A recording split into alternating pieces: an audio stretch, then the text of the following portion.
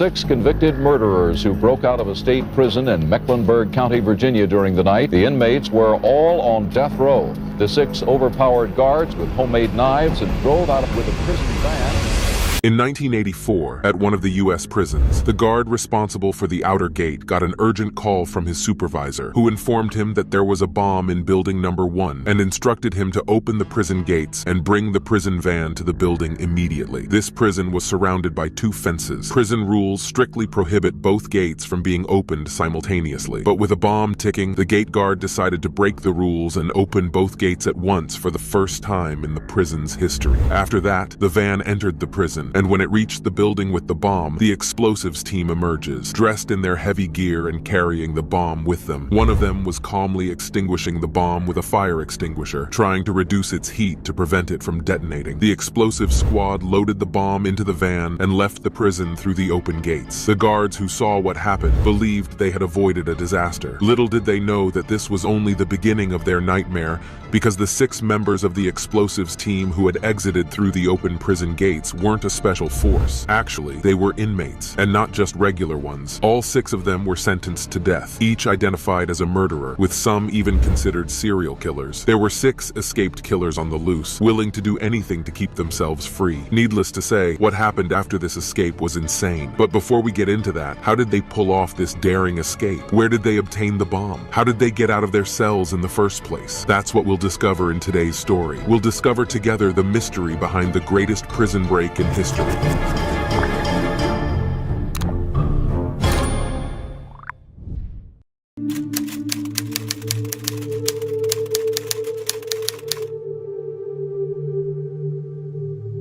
The Mecklenburg prison, which was well known for its high level of security. In this prison, there was a particular section for inmates sentenced to death row, and this section was located in building number 1. The escape happened on May 31st, 1984, around 11 p.m. As soon as the escape was discovered, a major alert was triggered. All authorities, including the police and the FBI, were alerted. This was the first time in American history that inmates sentenced to death escaped from prison, and that means 6 fugitive killers were on the run, so there was no time for delay. They had to be apprehended immediately. The search operation commenced immediately after the escape was uncovered. Helicopters were in the air searching, police vehicles flooded the streets, and large amounts of cops and police dogs were on the ground. A search of the area surrounding the prison, covering several kilometers, began, and the military and National Guard were put on high alert. The Virginia State FBI sent its top investigators to handle the case. All officials were extremely concerned about the safety of the population.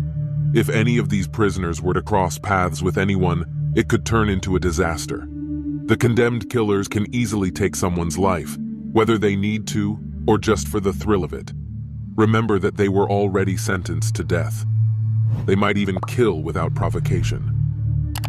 The investigators arrived at the prison, where they were met by the prison warden. They began collecting information from the warden. He said that as they entered Section C of Building 1, everything was chaotic.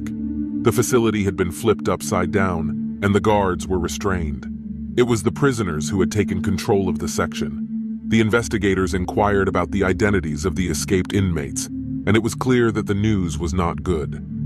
As previously said, all 6 of them were murderers, but 2 stood out as the most dangerous: James Briley and Linwood Briley.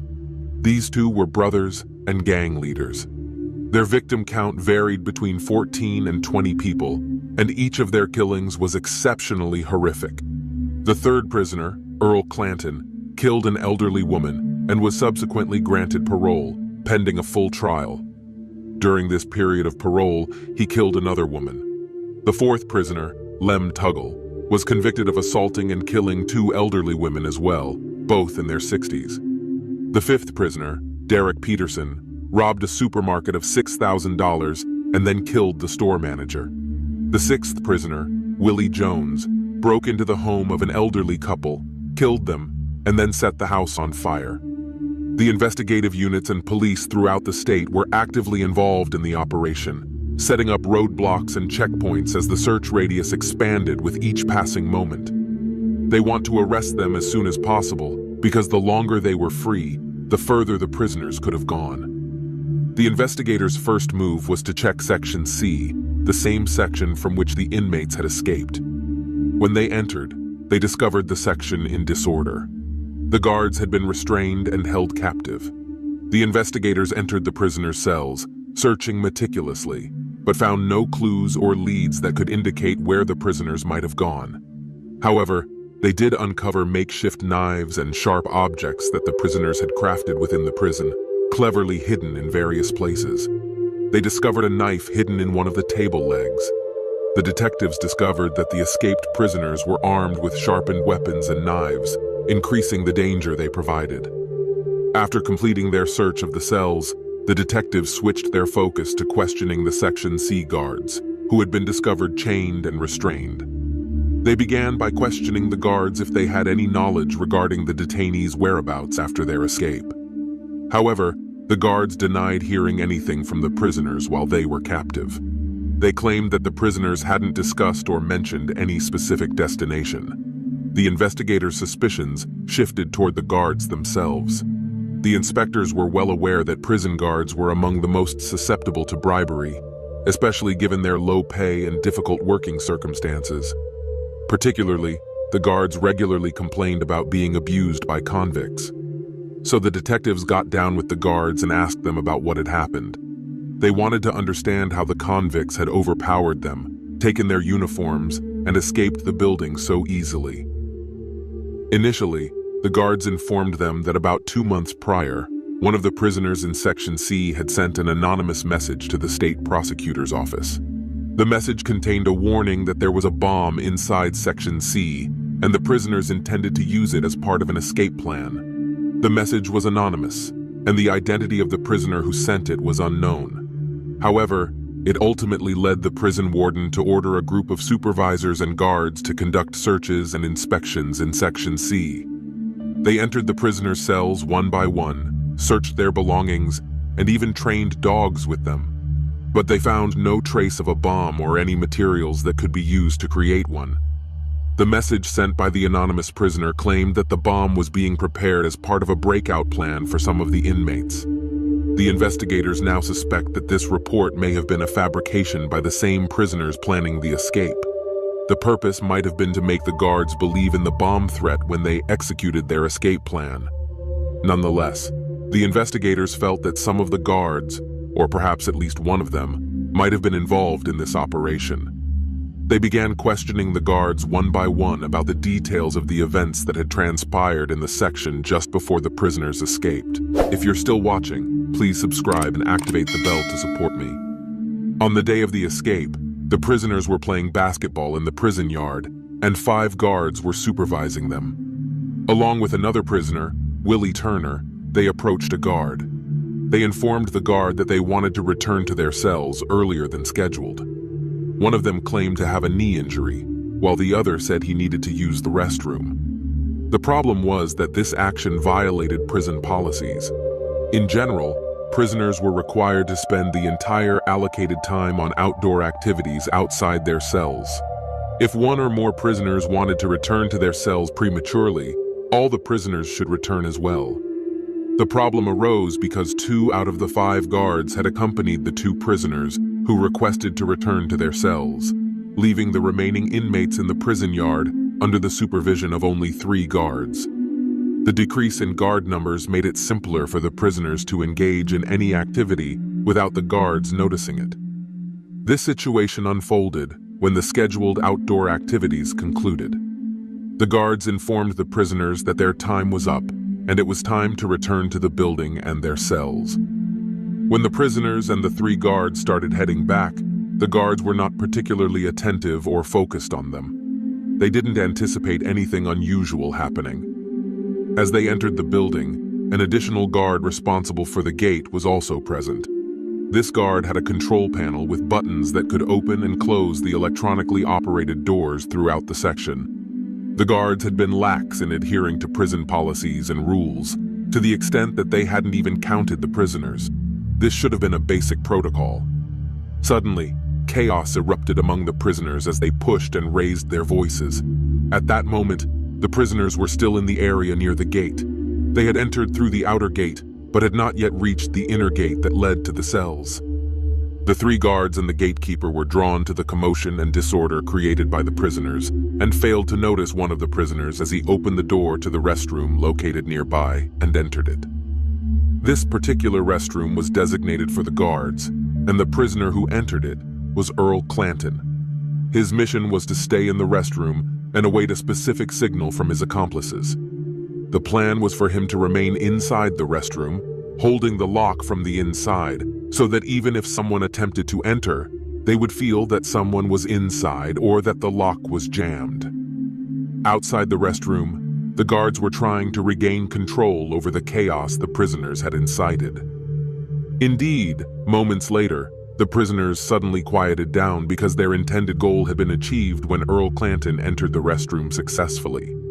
Since the guards did not check on them, and even didn't count them as they entered, they were unaware that one of them was missing. After things had calmed down, the guards opened the door to the cell area and ushered the prisoners inside, moving them away from the gate area. As for Clanton, he remained hidden in the restroom. In building number 1 of the prison, there were 3 sections: Section A, Section B, and Section C. Section C housed the inmates sentenced to death. This section was further divided into 2 zones, each separated from the other. Between these 2 zones was the gate control room for Section C, where the guard responsible for the gates was stationed. According to the guard, the prisoner's escape plan began when one of them knocked on the window pane to get his attention. This particular prisoner had a book, and he wanted to give it to another prisoner in the second zone of Section C. This prisoner, located in the same zone, wished to pass the book to another inmate who was separated by the gate control room. The prisoner communicated with the gate guard through the telephone connecting the cell area and the gate control room. He asked the guard to deliver the book to James Briley, one of the 2 sibling killers we talked about earlier. The gate guard agreed to the request and left the gate control room, leaving the door slightly open. Meanwhile, the prisoners within the cell area were preparing themselves for the escape operation. One of the prisoners, Willie Turner, possessed remarkable craftsmanship skills. He could fashion knives and sharp weapons from almost nothing, using materials obtained from the restroom or the edges of doors. He honed these improvised weapons with stones until they became sharp, cleverly concealing them in books, tables, or other places where it would be difficult for the guards to detect them. The investigators believed he was the mastermind behind the entire operation due to his intelligence. In reality, Willie Turner had no intention of escaping, despite being the principal figure and planner of this entire operation. So the plan began with the book, just as we mentioned earlier. The gatekeeper took the book and left the control room, leaving the door slightly ajar. He went to the opposite door to give it to the second prisoner in the second cell area.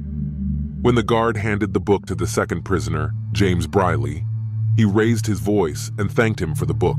This was the signal that Clanton, who was hiding in the bathroom, had been waiting for. As soon as Clanton heard this phrase, he quickly left the bathroom and entered the gate control room. He pressed the button that opened the gates to the cell area, and suddenly, all the doors swam open, and chaos ensued. The prisoners grabbed their weapons and attacked the guards. In the blink of an eye, the guards became the prisoners, and the prisoners became the guards. Within minutes, the prisoners had taken control of the entire section. They tied up every guard in the section, confiscated their batons, and even took their wallets and personal belongings.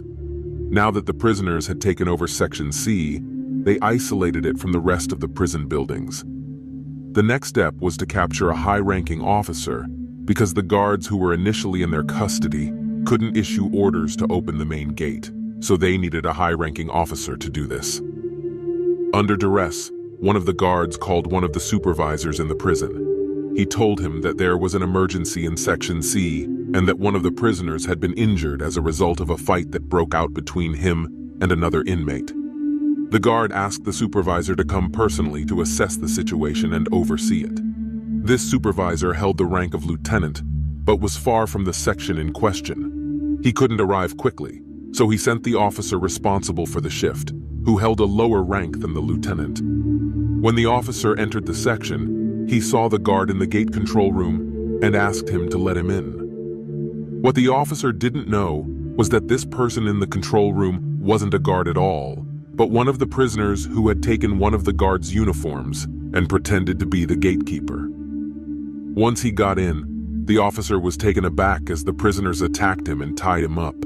He couldn't do anything, and he didn't have a chance to contact anyone outside. In the same way, the prisoners continued to lure guards and officers of various ranks into the section. When the guard or officer arrived in the section, they would be apprehended, stripped of their clothes, and locked up with their colleagues. Even the nurse who was responsible for this section was taken captive, and they locked her up alone in a cell. At this moment, the investigators were trying to piece together the events through the testimonies of the guards. However, at the same time, the criminals were still on the run, with no trace of them. 2 hours had passed since the escape operation, and the police knew that the longer time went by, the more difficult it would be to find them. They were expanding the search every half hour with all available law enforcement resources in the state dedicated to the operation. Despite all these efforts, there was no sign of the criminals. The investigators continued to interrogate the guards and prison officers. Each guard recounted how they were detained and bound by the prisoners who had donned their uniforms. Every time they apprehended a guard, the prisoners would take their clothes and disguise themselves as more guards. According to the guards' testimonies, James Briley, one of the brothers, had contemplated killing some of the guards. However, Willie Turner, the mastermind behind the operation, convinced him to abandon the idea, explaining that any further murders would only complicate their situation. Now let's go back to the lieutenant who supervised the prison. Initially, he had been contacted, but instead, he sent the officer responsible for the shift to his place. This lieutenant attempted to communicate with the guards in Section C to assess the situation, but there was no response to his calls. Even the officer he sent to the section didn't contact him or provide any information. The lieutenant found this unusual and decided to go to Section C himself to see what was happening. When he entered the section, he was shocked to find chaos everywhere. The lieutenant didn't enter through the main door, but rather through a side entrance. As he entered through the side door, it automatically closed behind him. Suddenly, as he surveyed the area, the prisoners who had been disguised as guards ambushed and restrained him, and then detained him with the others. Now that they had a lieutenant, things became easier for the criminals. They decided to initiate their escape from the prison. First, they took the guards and locked them in the janitor's room located within Section C, sealing the door shut. The only person they brought with them was the lieutenant. At this point, they were still in Section C, which was housed in Building Number 1. They had control over the control room that managed the doors in Section C. However, there was another control room at the main entrance of Building Number 1, which had a duty guard inside. This control room had doors that could be locked from all directions, making it impossible for the prisoners to access it, unless the duty guard herself opened the doors. To ensure that the guard would open the doors for them, the prisoners coerced the lieutenant into making a call to the female guard. They made him tell her that another guard would come to take her place. Although the request seemed somewhat unusual, the female guard didn't raise any objections, trusting her immediate superior's word. Earl Clanton and Derek Peterson emerged at this time and moved in the direction of the gate control room. When the guard saw them, she promptly opened the door, oblivious to the fact that these were prisoners disguised as guards, especially since her direct superior had informed her that another guard would take her place. The two prisoners entered the room, seized the guard, and bound her. This way, the prisoners gained control over all the doors in Building Number 1. However, a significant obstacle still lay ahead of them. The large external gate, the prison's main entrance, consists of two adjacent gates that, as we previously mentioned, were not supposed to be opened simultaneously. But the prisoners had the lieutenant, and he had the authority to open any door and issue any orders to the guards. So, they coerced the lieutenant again into calling the guard at the external gate. As I mentioned earlier in the events we discussed in the introduction, the lieutenant told the gate guard that there was a bomb in Section C. He instructed the guard to open both gates simultaneously, and quickly bring the prison van to building number 1. What aided the guard in believing the story was the message sent by the unknown prisoner about a bomb in Section C, along with the search operations conducted by the guards because of it. Now, the situation was more believable, and most likely, as we mentioned before, it was the prisoners themselves who had written this message to plant the idea in the guards' minds as the escape operations date approached. The guard promptly carried out the lieutenant's instructions, opening both gates and directing the prison van towards building number 1. Meanwhile, one of the prisoners grabbed a small television from one of their cells. The plan was to cover it with a blanket and pretend that it was a bomb. It's important to note that not all the prisoners involved in this operation intended to escape. Some of them had to remain in the control rooms to facilitate the opening of doors. They didn't all aim to escape. They just wanted to be part of the operation. Even Willie Turner, the mastermind of the operation, didn't escape because he had an ongoing appeal against his death sentence and wanted to wait for the appeal's outcome. So he chose to stay in prison to avoid missing it. However, because he participated in this escape operation and assisted his fellow inmates, with many witnesses to this fact, it's likely that the appeal would not work in his favor. Those who did escape were only 6, the same 6 we mentioned before. Before leaving the building, these 6 criminals forcibly entered a room containing riot control equipment meant for the guards. They took some helmets and shields and used a stretcher meant for the injured to conceal the television. They covered the television with a blanket to make it appear as if it were a bomb.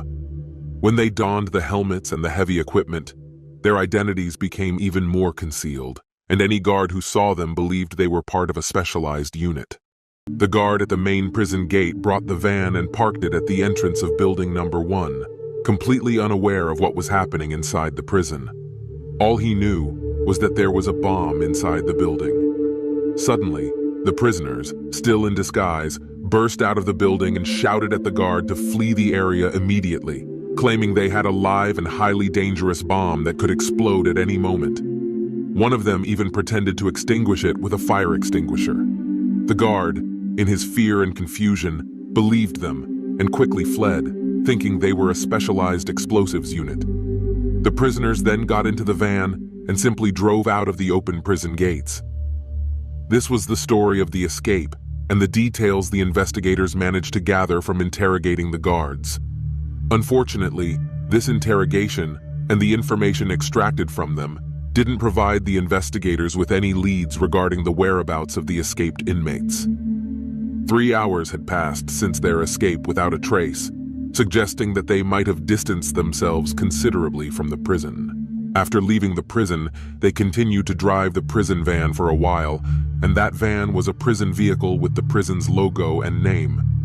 The inmates had already managed to exit Virginia, where the prison was located, and had entered North Carolina. However, the inmates realized that they were driving a prison van, which they needed to get rid of to avoid detection. They began arguing among themselves about their destination and how to dispose of the vehicle. One of them suggested finding a forested area to hide the van among the trees. Yet this plan would take time, and they were anxious about the vehicle potentially exposing them. After driving for a while longer, they reached a small town called Warrington. There, they spotted a secluded spot amidst the trees and decided to park the van there. After hastily exiting the van, the inmates split into 2 groups. The first group consisted of 4 individuals: the Braley brothers, Willie Jones, and William Taggart. The second group consisted of Earl Clanton and Derek Peterson. The 4 members of the first group began running through the trees and forests, relying on luck to guide them. They struck gold when they stumbled upon some clothes hanging on a washing line in front of one of the houses. Without hesitation, they removed the clothes worn by the guards and donned civilian attire to blend in more effectively. At this point, 3.5 hours had passed since the beginning of their escape. Finally, after all this time, the police managed to catch their first lead. A patrol car happened to be near the spot where the inmates had left the prison van. News of the prison break had spread, even reaching the police in North Carolina. When the officer in the patrol car spotted the van with the prison's name and logo, he alerted his colleagues. They quickly surrounded the van and cautiously approached it. In the end, they discovered that it was empty, realizing that the inmates had abandoned it and continued on foot. Inside the vehicle, they found helmets and the equipment the prisoners had used. The van was about 50 kilometers away from the prison, which meant it was beyond the immediate search radius set up by the police. The news quickly reached the authorities and investigators handling the case. Immediately afterward, the Search Operations Command Center shifted to North Carolina, specifically the town of Warrington, where they had found the van. This transformed the case into a joint effort between the authorities in both Virginia and North Carolina. Furthermore, the FBI was summoned to lead the investigation and take control of the case because it had become a federal matter. The reason was that the escaped prisoners had crossed state borders, and officially, the case now falls under the FBI's jurisdiction. The focus of the new search operation was centered on the small town where the prison van had been found. Investigators immediately surmised that the prisoners had likely been split into smaller groups, as remaining together would increase the chances of recapture. Therefore, it was logical to assume that they had separated. The alert about the escaped prisoners reached every corner of the state and beyond. Even the FBI issued warnings to all law enforcement agencies across different states, informing them that 6 convicted murderers had escaped from prison and that they needed to be on high alert. If any of these fugitives entered their jurisdiction or state, they needed to be prepared. Meanwhile, at the operations center, investigators calculated distances, studied maps, and attempted to predict the locations and distances the escapees could cover every passing minute. Simultaneously, they began gathering personal information about the prisoners, their families, and the individuals they had been in contact with while incarcerated. There was a significant possibility that these criminals might seek refuge with their relatives or friends. The police established a dedicated hotline to receive any information about the fugitives. Around 5:00 a.m., a report came in from a person who claimed that his pickup truck had disappeared from in front of his house. This individual lived in the same small town, Warrington. Within moments, the police and investigators were at his house. They first asked him about the vehicle. He described it as a blue pickup truck with a hint of red on the rear and with the vanity tag PI1. He also mentioned that it had been filled with a full tank of gas. This means that if the escaped prisoners had indeed stolen it, this information could potentially lead them to a distant location. The police immediately broadcasted information about the stolen vehicle, but they realized they needed to expand the search radius significantly, possibly even hundreds of kilometers, as the escapees could have gone anywhere with the vehicle at their disposal. Furthermore, they needed to ensure that their warnings reached law enforcement agencies in other states, especially those neighboring their own. Since the prisoners now had a vehicle, they could potentially cross state lines. The morning arrived, and the sun rose, but there was still no trace of the escaped prisoners anywhere. The police set up checkpoints on all roads, especially around the town of Warrington. Every vehicle was stopped and inspected. All law enforcement officers in the area, from traffic cops to special forces, were mobilized for this search mission, leaving no budget constraints or resources unused.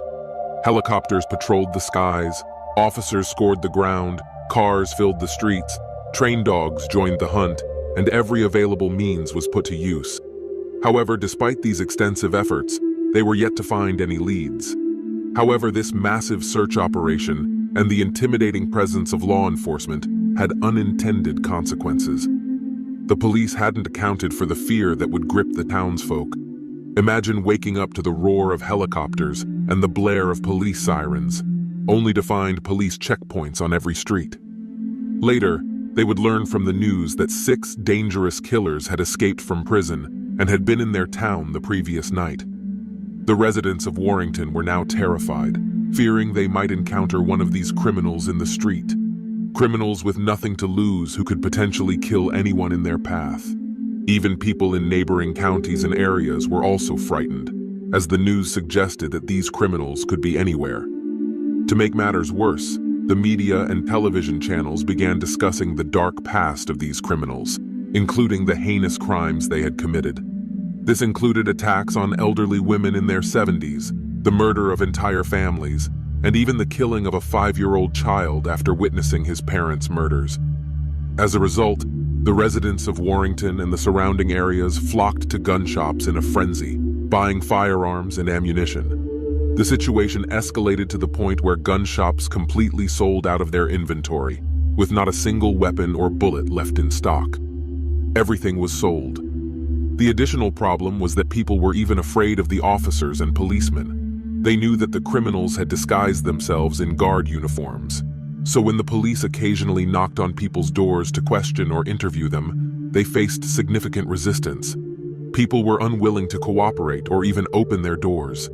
Many people had barricaded themselves inside their homes, locking their doors and refusing to open them to anyone. They took shifts within their families, ensuring that there was always someone awake and alert for anything that might happen, armed with a weapon. In their efforts to help the citizens, especially women and the elderly, who needed groceries or supplies from the market, the police offered assistance by personally shopping for them. In general, the people in the town and the surrounding areas were terrified. This fear had a significant impact on the volume of calls received by the police. Every minute, they received calls reporting sightings of one of the criminals somewhere. However, on the same day, which was one day after the night of the escape, on the 1st of June 1984, precisely at 5 p.m., Earl Clanton and Derek Peterson confidently strolled the streets of the town in broad daylight. It's unclear whether they were trying to outsmart everyone by walking confidently, assuming that no one would suspect them if they were in plain sight. Of course, they had discarded their guard uniforms and changed into different clothes, but Clanton still wore the guard's jacket, but he had removed the insignia and labels. They entered a laundry shop because they wanted a secluded place to eat some of the food they had bought from a grocery store. They were searching for any place nearby where they could eat, and the laundry shop was the only option they found. Unfortunately, at that very moment, one of the police patrols passed by the shop. The head of the prison's emergency response team was in charge of this patrol. This leader had excellent knowledge of prison guard uniforms. As soon as his eyes fell on the laundry shop, he immediately noticed the jacket that Clanton was wearing. Although it lacked the typical markings and logos found on guard uniforms, he could identify it by its color and design. He swiftly directed the vehicle toward the shop, along with his assistant, both armed. They entered the shop, and inside, they found Clanton there. He ordered them to raise their hands and place them against the wall. The period of freedom that the two of them experienced outside prison did not exceed 19 hours. While this should generally have been a joyful piece of news, it was equally terrifying, especially for the town's residents.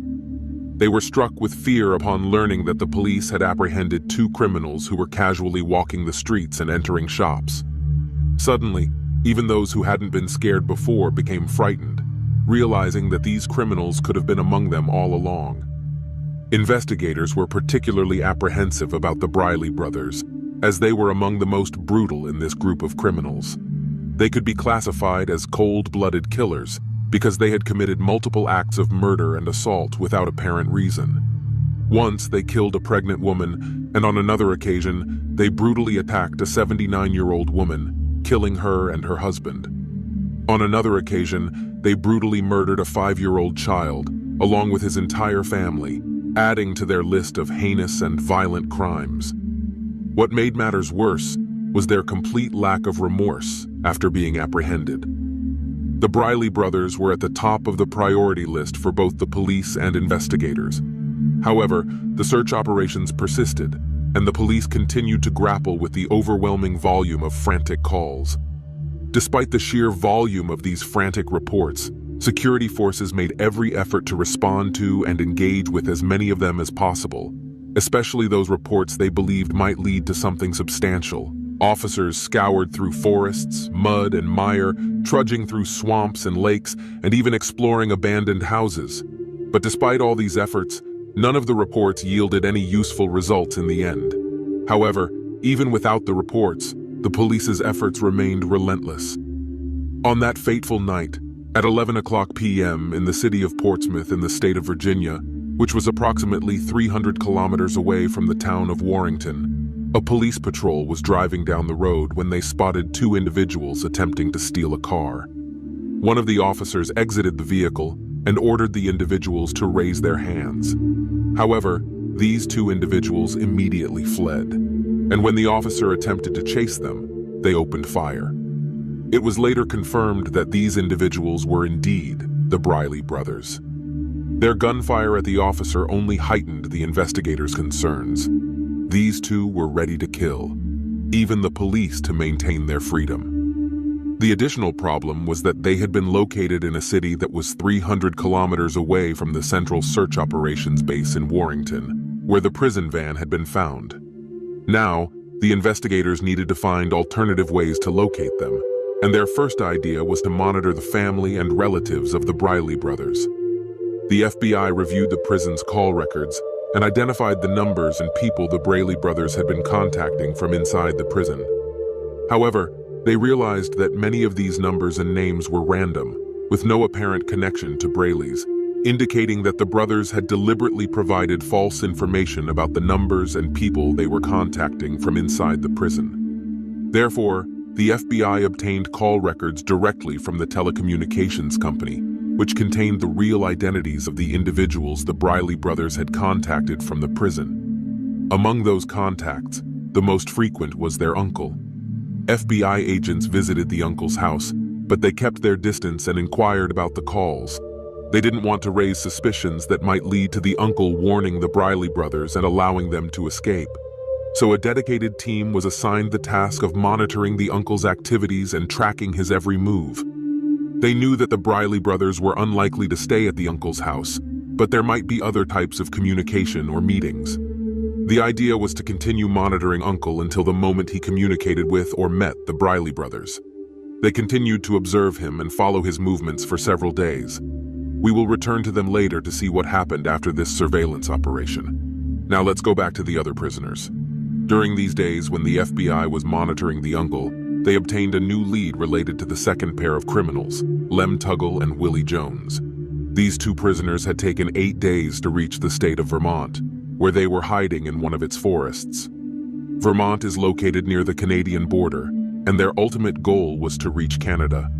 They had found a secluded spot in Vermont's forests to spend their nights, but a problem arose. They were running low on fuel in their pickup truck and needed to refuel to continue their journey to Canada. As I mentioned earlier, the Bradley brothers were part of a group with Lem Tuggle and Willie Jones. Together, the four of them found the pickup truck and stole it from its owner's front yard. The owner reported to the police that the truck was blue with a hint of red at the back and had a distinctive license plate PI1. However, the morning after they left the town, the Brawley brothers split from Lem Tuggle and Willie Jones. They told them that someone would come and they would go with him. Anyway, Lem Tuggle and Willie Jones took the pickup truck and headed toward Vermont. Their goal was to reach Canada, but they needed fuel for the truck. Lem Tuggle left Willie Jones in the woods and drove the truck to a nearby town called Stamford, specifically a shop that sold antiques and gifts. He entered the store and began talking to the owner. Moments later, he brandished a knife and demanded all the money she had. Faced with no other choice, the store owner complied with the threat and handed over all the cash she had. Lem Tuggle then quickly left the store and ran to the pickup truck and drove away. However, the store owner managed to run after them and get a glimpse of the car's appearance and license plate number. Immediately, she called the police and reported the incident.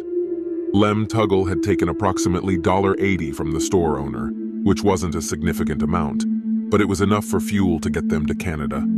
Their plan was for Lem Tuggle to return to pick up Willie Jones, who was waiting for him in the forest. Afterward, they would continue their journey to Canada together.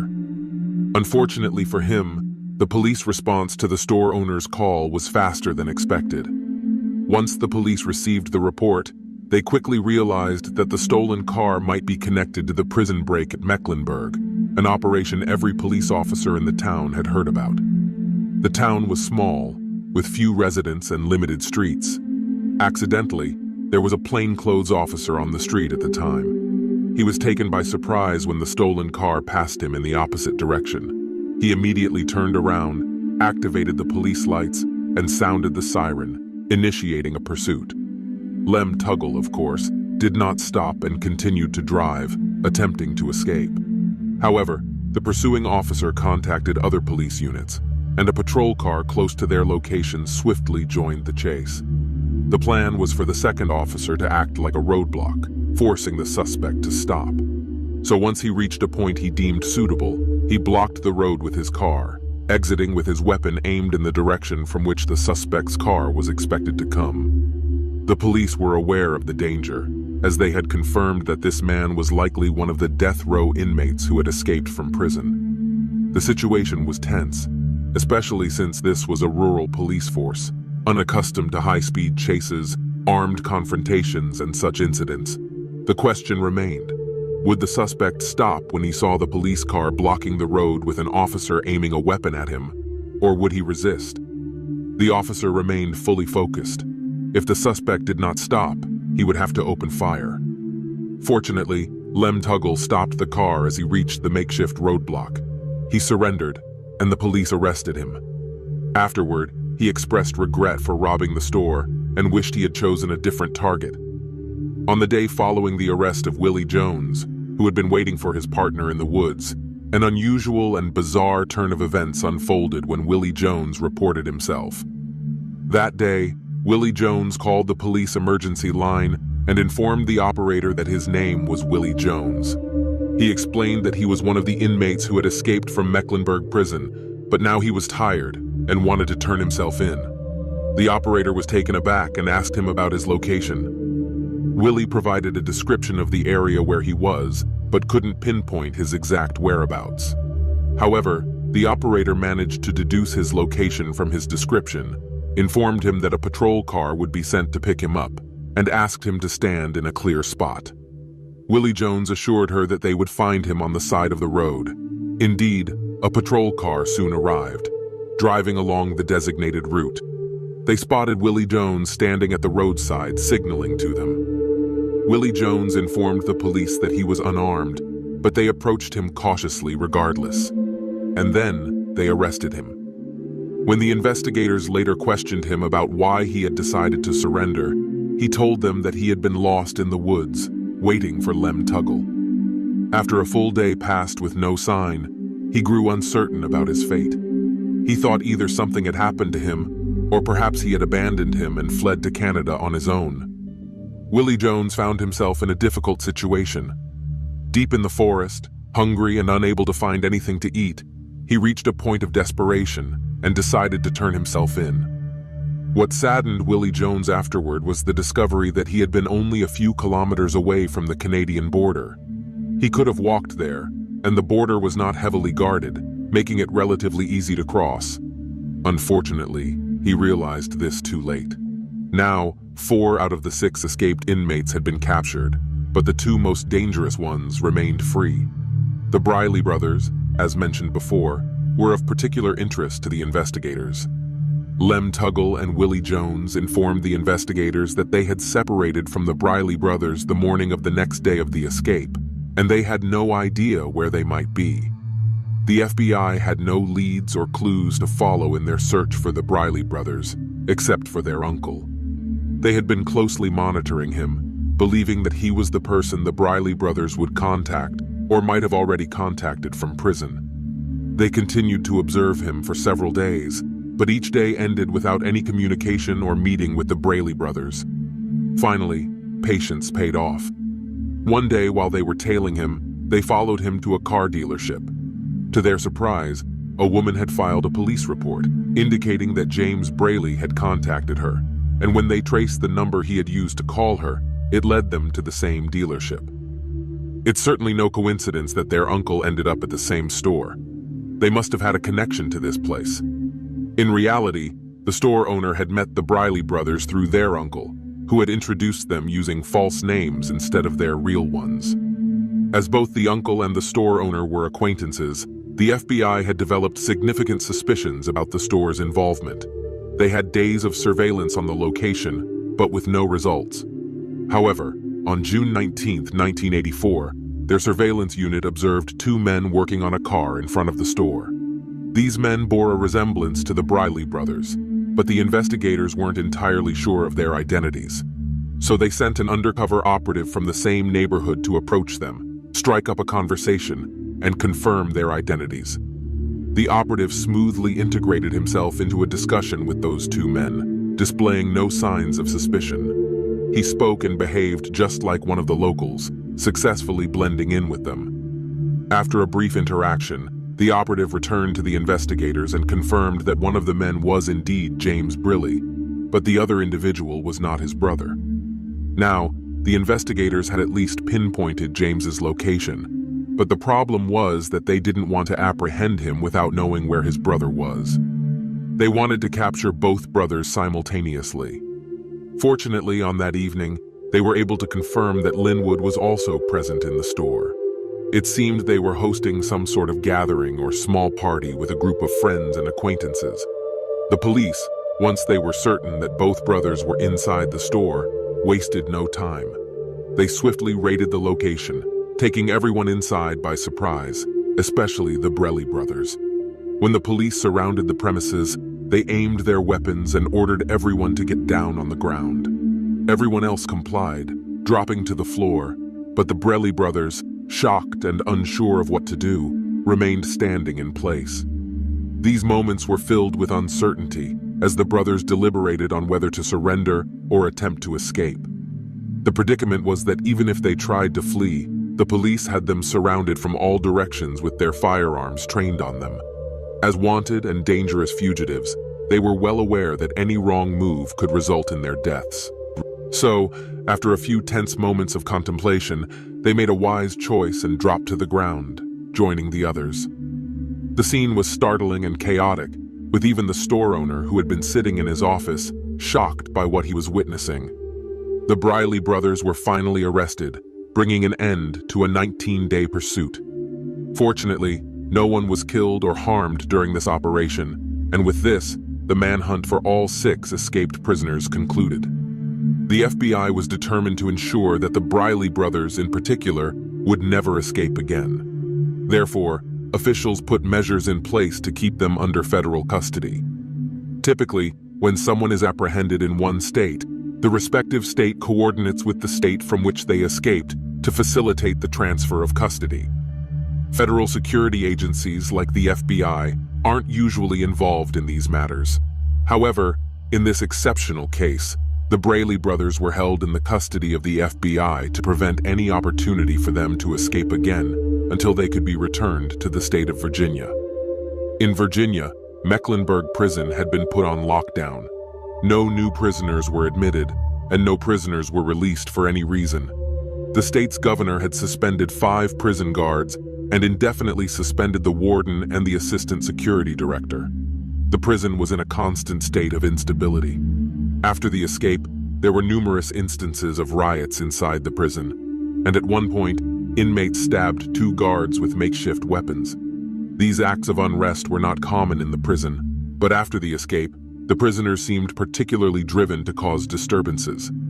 Daily acts of rioting became routine, resulting in major incidents, both among the inmates themselves and between inmates and guards. This created a state of chaos in the prison administration. Several changes were implemented, all aimed at preventing any similar escape attempts. For instance, restroom doors remained locked at all times, and any guard needing to use one had to possess a key to unlock the door, use the restroom, and then lock it again behind them. If any guard violated this protocol, they were immediately suspended. In addition to all that, an electronic system was installed to ensure that the 2 external gates could not be opened simultaneously. No gate would open unless the other gate was closed, and the prison administration began strictly enforcing all regulations and protocols, regardless of how minor they might seem. Anyone, especially guards, who violated these rules was dismissed immediately. As for the fate of the 6 escapees, the state expedited their death sentences following the escape. Previously, they might have awaited lengthy stays in prison, during which appeals and sometimes retrials could occur. However, due to this escape, the authorities decided to expedite the implementation of their death sentences. Linwood Briley became the first to be executed in the electorate chair in 1984, followed by his brother, James Briley, just 6 months later. During the same period, several other inmates who had not been involved in the escape were also executed. The rates of execution in general had significantly increased during this period. As for the remaining 4 of the 6 escapees, their time in prison was prolonged a little bit. Earl Clanton was executed in 1988, followed by Derek Peterson in 1991. Willie Jones was executed in 1993, and all of them met their fate in the electric chair. The last of them was Lem Tuggle, who was executed in 1996. However, by that time, they had suspended the use of the electric chair, so Lem Tuggle was executed by lethal injection. We previously talked about Willie Turner, the inmate who crafted the knives and masterminded the operation. However, as we mentioned, he did not escape with them because he had an appeal pending for his death sentence. He hoped that this appeal would either exonerate him or reduce his sentence. But in the end, he too was executed in 1995 by lethal injection. Every prisoner who participated in the operation or was present in cell block C was ultimately executed. Here, we reach the end of today's story. I hope you enjoyed it. If you liked the video, don't forget to hit the like button and subscribe to the channel. Also, activate the bell icon to receive notifications for new videos. Thank you for watching.